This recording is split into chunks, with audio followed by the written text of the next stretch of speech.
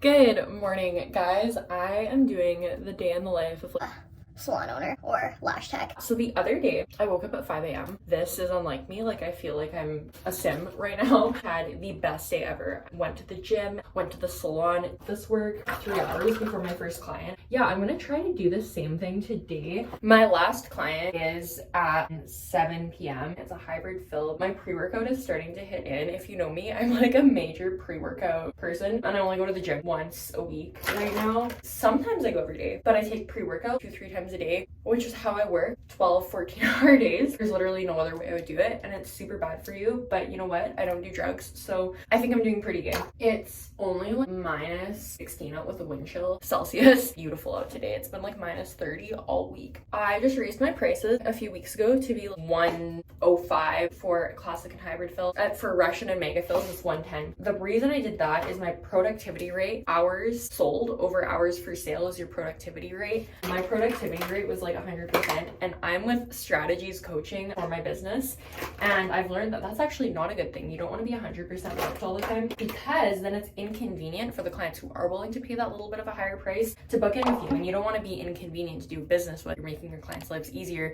So I raised my prices to the point where I'm like 80% booked, and I haven't been posting it hourly, and I've still been pretty booked. I want to say like 90% booked. Definitely the sweet spot. You can accommodate last minute things for your clients, and you can accommodate reschedules. Not like, oh, like my next opening is in 3 months. That's how I used to be, and I used to see it as like a status symbol. I mean, like, we've been taught to do that in this industry, the beauty industry and the hair industry. Being booked out to the point where you're inconvenient for your clients is not a status symbol. You're just hard to do business with. Oh, being so controversial, like 5 a.m. I need to chill. A major eye opener to me, because I used to see that as a status symbol. I used to like take so much pride in that. Yeah, like, I mean, you still should, but at the same time, that means that you need to raise your prices, which is also why I believe in always taking new clients. I used to close my book sometimes when I'd get really busy, but it's like, well, why don't you just like raise your prices? Because what if someone really wants to book in with you and they would pay like $400 for a full set, you know? So I think that you should always just raise your prices, not just for the money, but for you to be easy to do business with. You know, those clients that tip $20 every fill, they refer all their friends, they're posting stories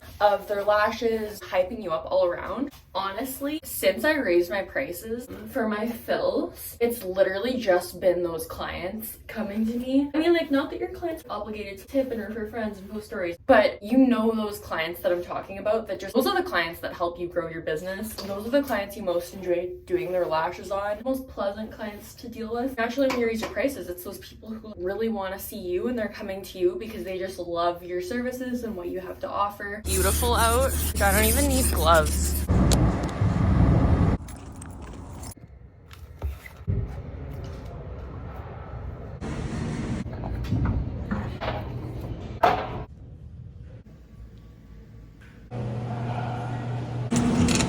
Just leaving the gym. It is 7 a.m. I'm gonna run to the grocery store. Just pulled up. 7:30 a.m. 7:43 a.m. We're out of lash cleanser, which is our best seller, and it's just like really inconvenient to be a lash salon out of lash cleanser. So I'm gonna message one of my suppliers and ask what time she's in this morning, because I'm going to the north end anyways, where she is, to drop off my books to my accountant. They open at 8:30. I just have to print off our back bar use items for February. It's my February expenses that I'm dropping off, as well as I'm switching from a sole proprietorship to an incorporation right now. It's such a process. I also just have to check with a different supplier just on the status of one of our orders. Sometimes with wholesale orders, because they're bigger, well, there's just more to them sometimes, especially when you're dealing with things like lash supplies. There's all these different lengths and curls. Okay, so I just followed up with that one supplier, and then the other supplier, she is in, and I'm just asking when our order is gonna be ready. I just placed it, and then the other supplier I followed up with, and now I just have to announce a couple openings today with one of my stylists, and then yeah, print out the back bar items for my accountant, and then I should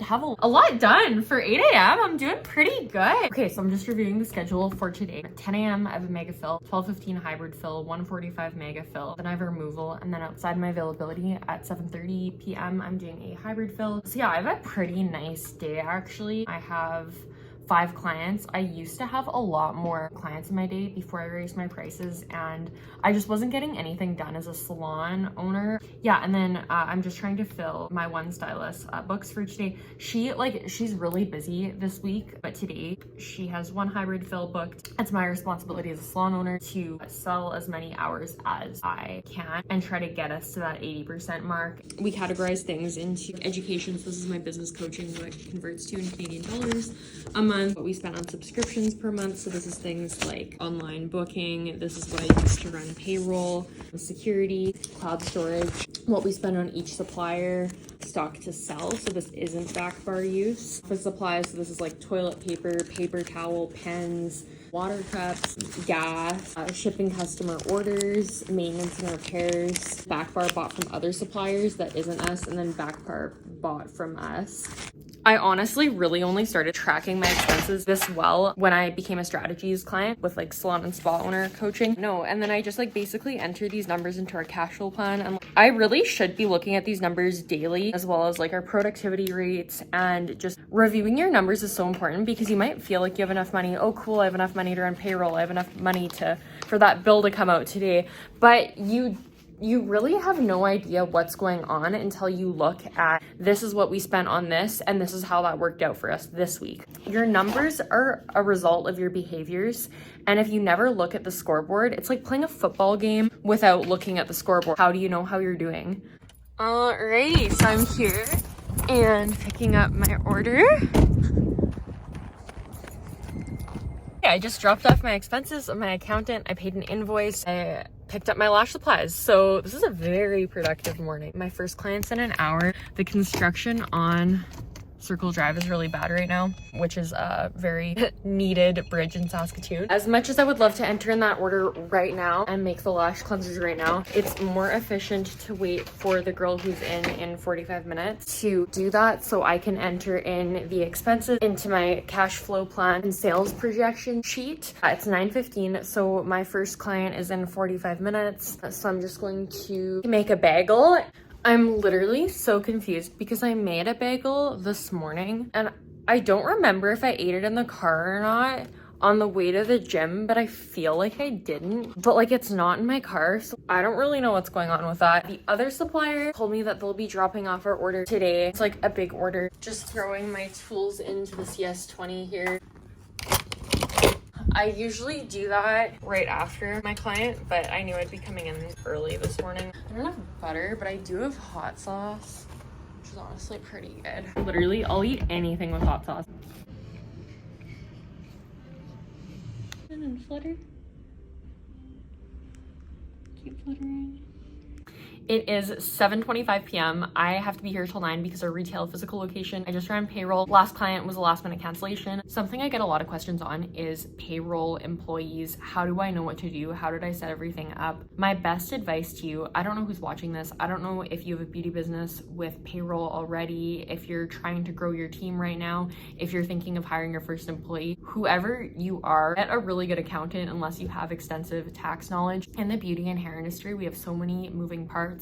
We have service sales, product sales, back bar use, employee taxes, commission. There's so many different things, and it's important that you have someone who has experience working with salons, taxes, and books. Something I wish I started doing earlier was, having cleaner books. I've definitely learned. There was one month where we spent $1,200 on subscriptions. I don't know what we spent money on because we don't even have Spotify Premium.